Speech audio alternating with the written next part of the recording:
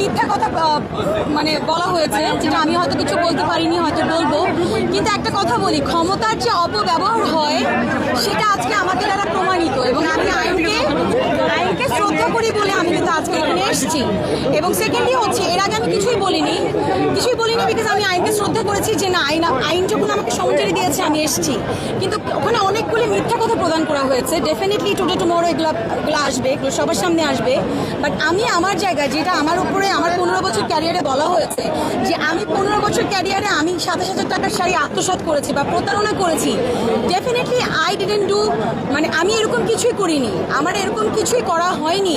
তো যার কারণে আদালতে কিন্তু এটা প্রমাণ হয়েছে। তার আগেও কিন্তু সামহাও আমাদের একটা প্রমাণিত হয়েছিল যে বলেছে যে ডিবি থেকে প্রমাণিত হয়েছে, সত্যতা প্রমাণ পেয়েছে। এখানে একটা কথা বলা হয়েছে যে ডিবি আমাকে ফোন করে বলেছে না। আমি একটা কথা এতটুকু বলতে চাই, আমি ডিবিকে ফোন করেছি, আমি একাধিকবার জিজ্ঞেস করেছি যে আমি কখন আসবো, আমরা কখন এটা নিয়ে বসতে পারি। এবং আমি বলি লিগ্যাল নোটিসের পরে কোনো অ্যান্সার করিনি। আমার কাছে প্রমাণ আছে, আমি তাকে ফোন করেছি। এবং আমি বলতে চাই যে আমার নামে মামলা করেছে, আমি তাকে চিনি না। আমি চিনি হচ্ছে বিলকিস ওয়াজিন ঝিনুক। তিনি একজন সম্মানিত আইনজীবী। তো সে যখন আমাকে বলেছে সে একজন আইনজীবী, সে আমার একজন বড় ফ্যান। তার কাছে আমি কোনো মানে একটা শ্যুটের জন্য আমি কোনো পেমেন্ট আবদার করিনি। আমি তাকে বলেছি যে আমি সম্মানের ক্ষেত্রে বলেছি, আপু আমি যখন পরবো শাড়িটা আমি আপনাকে ছবি দিব। সেও আমাকে বলেছে, এরকম একটা ভয়েসও আছে যে আপু আপনি যেই দিন পরবেন শাড়িটা আমাকে ছবি দিয়েন। এখন ভাইয়া আপনারাই বলেন, আপনারা চেনেন আমাকে। হ্যাঁ, তো আমি কিন্তু স্টোরিও দিয়েছি, আমি ওই শাড়িটার ছবি দিয়ে স্টোরিও দিয়েছি। কিন্তু আমার নেক্সট 5 মাসে শাড়িটা পরা হয়নি, বিকজ আপনারা সবাই জানেন আমি ফিল্মের শুটিং নিয়ে আমি অলমোস্ট 3 মাস আমি প্রিপারেশন নিয়ে ব্যস্ত ছিলাম। তো ওই ক্ষেত্রে আমাকে ফোন করে যোগাযোগ করতে পারতো, বাট আমাকে সে হ্যারাস করার জন্য আমাকে ডিরেক্টলি নেগেটিভ মার্কেটিং করেছে। এবং আমাকে যে লিগ্যাল নোটিস পাঠিয়েছে, আমি লিগ্যাল নোটিসটা আগে পাইনি, আমি আগে সোশ্যাল মিডিয়াতে দেখতে পেরেছি যে আমি নাকি প্রতারণা করেছি। তো ওই জায়গা থেকে আমি বলবো আপনারা কিন্তু সত্য মিথ্যা বুঝতে পারেন।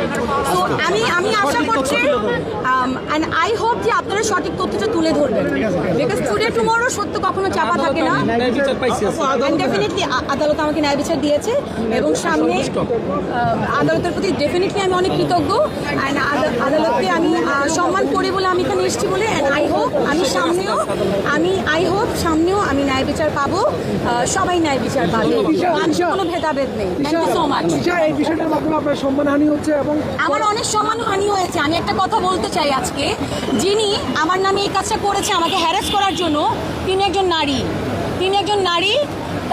তার স্বামীর ক্ষমতা দেখিয়ে আমার সাথে এটা করেছে, এবং সে আমাকে অনেক ধরনের হুমকিও দিয়েছে। সেগুলো আমি সামনে হয়তো প্রদান করবো, আপনাদের সামনে জানাবো। কিন্তু একটা কথা বলতে চাই যে তারও একটা মেয়ে আছে। আজকে আমি 27,000 টাকা একটা শাড়ির জন্য আমি নাকি আত্মসাৎ করেছি। আমি 15 বছরের আমার ক্যারিয়ার, এটা আসলে কারো কিন্তু কাম্য না যে আমি একটা শাড়ির জন্য আদালতে আসবো, তাই না ভাইয়া? সো আমার কাছে মনে হয় তারও একটা মেয়ে আছে, তারও একটা জীবন আছে, সেও একজন নারী। সো এই জায়গা থেকে আসলে কারোর জন্যই কাম্য না। আর কেউ যাতে এভাবে হ্যারেস না করে, অ্যান্ড আমরা যাতে আইনের একটা ন্যায় বিচার পাই, এটাই আমার কাম্য থাকে। Thank you so much.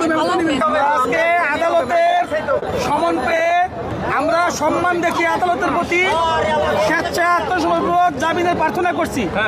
এরা যে বাদী যে অভিযোগ আনিয়েছে, তার শারীরিক প্রমোশন দেওয়ার কথা ছিল, সেটা আমরা দেই নাই। কিন্তু আজকে আমরা আদালতে সামনে উপস্থাপন করেছি যে আমরা তার সাথে যে কথা ছিল শারীরিক যে বিজ্ঞাপন দেওয়া, সেটা আমরা ওদের পেজে দিয়েছি। এটা সামনে তাদের বিজ্ঞাপনের সামনে উপস্থাপন করছি, এবং বিজ্ঞ আদালত সন্তুষ্ট হয়ে যে সব ডকুমেন্ট যাচাই করে যে দেখেছে যে আমরা ওই পেজে তাদের যে শাড়ি আপুনিয়া যে পেজে আমরা সেই প্রমোশনের জন্য যে কথা ছিল সেই কথা মতো আমরা করেছি, এবং সেই জন্য আদালত আমাদের সন্তুষ্ট হয়ে জামিন মঞ্জুর করেছে। আমরা আপনাদেরকে ফিরিস্তি দিয়ে দিব যে আমরা যে তাদের পেজে আমরা যে প্রমোশন করেছি সে ভিডিও সহকারে আপনাদেরকে আপলোড দিয়ে দেবো আমরা।